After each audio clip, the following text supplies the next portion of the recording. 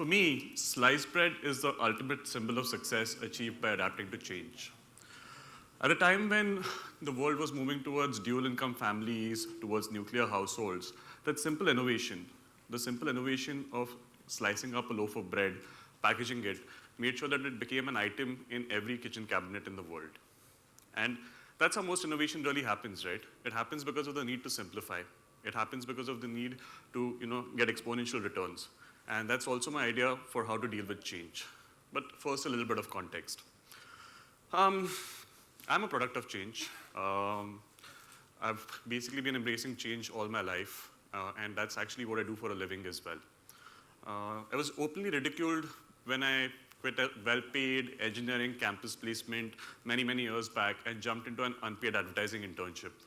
5 years later, when it seemed like I was finally settling into that field, I decided to jump ship again from a top-notch creative agency into a then unknown digital marketing firm. And of course, I was ridiculed again, a little more subtly that time. Chances are the next time we're talking, I'll probably have another story for you.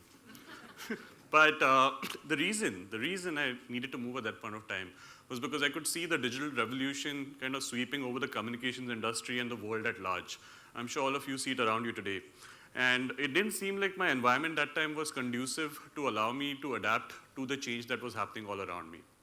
And which is why it was important that I moved out of there, because the people around me did not look like they wanted to change. And some of them really resisted it for a long time and they're struggling today. Even in my current job, it's not like we have a lack of change. Besides the very fact that digital keeps changing on a day-to-day basis, we've gone through 2 mergers and acquisitions. Holding company structures are changing. It scares the daylights out of us. And but the people who actually adapted that change thrived. The people who didn't adapt to that change perished. Because let's face it, change is terrible. It's exhausting, it's overwhelming. It's a pain just trying to keep up with change, right? It's just too much to handle. And that's why nostalgia is probably one of the most beautiful human emotions out there, because it gives you a sense, a frame of reference before change kicked into your life. That's why everyone talks about the good old days. Because what happens is, every time you think, you figured out how you want to do things, you've got your way of working going, bam, everything changes. And in a way, it's the ultimate lemon that life keeps dealing you over and over and over again, changing every time you think you're finally settled. But somewhere in that feeling of nostalgia, in that feeling of, human emotions and the sweet spot there, lies the key to unlocking the challenges of change. It's actually very simple, but it's used very, very rarely. This was actually my birthday cake, got for me by my very lovely girlfriend. And I read the line which said, "There is no way out." And I thought she was warning me about our relationship. But then I remember that we have a lot of conversations about the human condition. It's one of our favorite topics of discussion, actually. And no matter how we slice it, how we analyze it, we always come to the same conclusion, that there is no way out. So I'm here today, I'm standing here in front of you to tell you, ignore change. Yeah, you heard that right. I'm saying ignore change. There's no way you're going to keep up with that train. Instead, focus on the one thing that doesn't. To deal with change, focus on the one thing that doesn't, the other constant, which is human nature. I truly believe that human nature is the other constant. Context change, behaviors change, but at least so far, human nature has remained pretty unchanged. And if you're able to understand human nature and adapt to context, I think that's the key to unlocking success. So what really happens, right, is that every human action, every little thing that we do is driven by our hopes, our fears, our dreams, our desires. And these actions in turn set new things in motion. So it could be technology, it could be sliced bread, it could be some sort of a social movement. And when these things are set in motion, they therefore start creating new contexts. They start creating new behavioral patterns. And when that happens, it kind of becomes a spiral. I'm not saying it's a negative spiral, it's just a downward spiral which is perpetual. And that's what we really call change. But through it all, the one thing that does not change, the one thing that really does not change is our driving force, our very nature. And that's why I'm saying to you that instead of focusing on change which keeps happening, focus on the other constant, which is human nature. And that will really help you unlock change. And that's really the idea that I'm here to talk to you about today. I think what happens is too often, and all too often, people, companies, even people who call themselves futurists, are just too focused on surface level behavior. If any of you guys read the trade papers or business magazines, you would have heard the term omni-channel thrown around very often. I mean, what is omni-channel? It's a very fancy sounding term, but it's actually just a very, very simple descriptor for saying that a particular brand or a particular company offers you a seamless online and offline shopping experience or a brand experience. But that's the surface level behavior, right? I mean, what's underneath? So if you look beneath the surface, I think the way to find out what the underlying motivation is always to ask why, and why, till you can't ask why anymore. So if I start thinking about why is omnichannel important to people, you'll eventually arrive at the fact that when it comes to basic needs, people care about convenience. In this day and age, all people care about is convenience. They don't care whether it's omnichannel or digital or retail. They care about convenience, and that's the underlying motivation. Let's take a more human example for this, right? Say, you've got a new boss tomorrow, and you suddenly realize that this new boss is being slightly mean to you. You may be wondering why. You might be tempted to, react badly. But just stop for a second, right? Ask yourself why. On the first instance, the answer to that why may be that, maybe your boss sees that you've got much longer and older relationships with some of the old hands in your company. But then why should that therefore bother them? Maybe because of those relationships, you're able to get your work done easier, get your work done faster. Maybe that's something that bothers them. But even then, is there more to that? So what is that? Why is that elicits a negative reaction? And that's when you'll probably arrive at the base level motivation, at the base level underlying motivation, which is that perhaps your boss has just joined this company, he or she is feeling a little insecure in their new role, and maybe that's why they're reacting badly to you. Once you arrive to that underlying motivation, there is nowhere left to go. There is no more whys to be asked. And you might come up with a solution, like saying that, I'll be the person who takes this boss for lunch with some of the key people who've been around for a while and helps them break ice, right?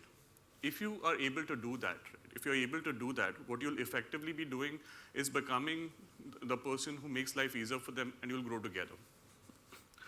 So I think the one single key to success is really understanding the underlying motivations of people around you. I mean, whether you're a brand, whether you're a person, and finding ways to adapt them in the current context. If you're able to do this, you'll be able to tackle change very, very easily. I'm going to bring this alive with some examples. If you see some of the words on the screen here, these are very, very primal needs. So when we talk about the basics, food, clothing, shelter, what have you, we talk about love, we talk about knowledge, we talk about self-expression, creativity, we talk about escape. I'm sure these are things in at least some measure, all of you, are important, and these things are really important to you. For those of you who studied a bit of marketing, if I just drew an inverted pyramid around this, it would probably give you a rough diagram of Maslow's theory of need hierarchy or that pyramid. But the point is, if you look around you in the world today, most of the mega successes have come from basically adapting these underlying needs into a modern context. A lot of times that modern context is technology. That's what I'm most equipped to talk about, so I'm going to take a couple of examples from there. But if you look at massive companies, startups, some of the biggest brands out there, they're addressing very, very fundamental needs. If I think about Facebook reaches over 1 billion people. That's not a joke. That's, 1/7 of the population of the world, right? So that's some serious reach, which means they're seriously connected with people. But they've not come up with something new. There is no idea there.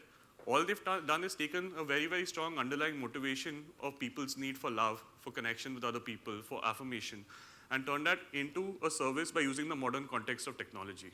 So what they've effectively changed, and what Tinder has done for love today, is taken your immediate social circle and the limitation of your immediate social circle, and the shift is that they've turned the world into your friendship or your dating pool. So all of this has now led us to a place where people have shorter relationships, people have more relationships. The moral commentary on that is irrelevant. The fact is this behavior is a new behavior which exists, and there are more services and companies jumping in to help address those behaviors. Let's take one of our most fundamental needs. Knowledge is probably the basis for the progress that our species has achieved, right? We all know that all forms of knowledge, the world's knowledge is available at our fingertips today. But what it's also doing is it's causing a change in behavior. Earlier, especially in India, there was a culture of internalizing knowledge. We were all very, very attuned to internalizing, reading, absorbing as much as we could. But that's changed today. Today, there's less emphasis on internalizing knowledge simply because anything you need to know is at your fingertips. So why should I store one piece of information over another? The barroom debate is dead. And therefore, you've got a whole bunch of mobile applications, services, who are catering to that need. For instance, today you can download a mobile application that gives you news only in headlines, right? And there are many such snackable content pieces coming up. So again, if you see your desires, your needs, create actions which create technology which drive further behavior change. But at the heart of it, the need for knowledge doesn't change. If you start looking at it with this lens, I think you guys can pretty much look at these logos and know what are the underlying needs that these various companies are addressing. But I think in the world that we live in today, there is one common shift. One thing that all of these guys are doing in common is they're democratizing access for your basic needs, for your underlying motivations. So for instance, Instagram and Twitter make sure that the world is your audience if you've got something creative to say or do.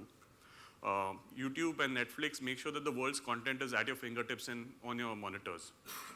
WhatsApp, Uber, all of these guys, they are basically democratizing access to mobility, to travel, making sure that, and today therefore travel has become a life pursuit for people. There's a whole movement about people just wanting to travel through the rest of their lives. And that's the behavior change that happens. If you look at Snapchat, I mean, they're actually addressing a whole bunch of needs, and that's why they've become such a overnight phenomenon. And this is not limited to people who have access to technology or data. I mean, even people with simple feature phones use SMS, MMS, phone cameras to create content, share content. So the behavior is everywhere. People in villages are using WhatsApp to share pictures of potential matches with their kids who are working in the cities.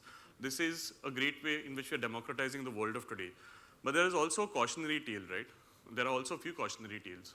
If you only focus on the context, but don't focus on the underlying motivation, when change happens, you may fail. I think the best known example of that is probably Kodak. So Kodak made photo films, right? So they operated in a context where they believed that they only focused on the fact that people used films to take pictures. Now, I don't know how many of you know this, but Kodak actually invented the first digital camera in 1975. In 1975. And they looked at it and they said, hey, let's bury this because otherwise the films business will get affected. And well, we all know how that went. The films business eventually perished. But if instead they'd seen themselves as addressing the underlying motivation of capturing moments and memories, right?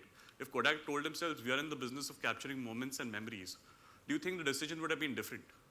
Then they would have probably thought to themselves, oh, here's a better way to capture moments and memories. Let me be the first one to put it out. So therefore, just focusing on the context is not enough. Focusing on the underlying motivations is probably more important. So what I really do is help brands connect with potential consumers in this mad, ever-changing world and this new context. And the reality is, our industry also faced a lot of lemons because of change, with technology coming in. Earlier, most of advertising was just about telling people, hey, this is what I do, very creatively, interestingly, emotionally, and that pretty much did the trick. Today, there's so much information that that's just not enough. So the industry as a whole went back to the drawing board. And no surprises, we came up with these two ways of doing this. Understand human nature and adapt it to the context. But to bring this alive, if I think about a service like a baby product, what is the need of an aspiring mom or a dad a couple who's actually expecting a child? They're probably worried about their pregnancy, about their postnatal care. So as a brand, can I therefore use the modern context of WhatsApp, of technology, to deliver maybe a mobile application, maybe video chats with top pediatricians who they wouldn't have access to? If I did that as a brand, if I gave them those kind of benefits, wouldn't they remember me more than if I just showed them an ad saying I make baby soaps, for instance? That's the way to think about it. That's the modern context. And if you look at all the most admired companies, people around you, all around the world, that's what's happening. They're all standing for something. Tesla makes cars, Akanksha is an NGO, but both of them address a very, very core need of wanting to feel socially responsible. That's why they're admired. If I look at Dove, which is a brand, and Tanisha Chatterjee, who's an actress who was in the news recently, both of them have taken up the fight against unrealistic or unfair beauty standards. And that's what makes them, admired. And it boils down to one word, purpose. Can you make it your life motto to say that, I will make it my life purpose to fulfill the needs of those around me in meaningful ways, whether you're a brand or whether you're a person. And the reason this works is that at least so far, human nature hasn't changed. It's remained constant. But we're in an era where biomechanics, hybrid bodies, biohacking, all of this stuff is actually a reality. And maybe tomorrow our core nature will actually change. So far only religion and spirituality actually offer that promise. Maybe tomorrow technology will. But yeah, I mean, till that time, I believe focusing on human nature is how you make sliced bread. Thank you.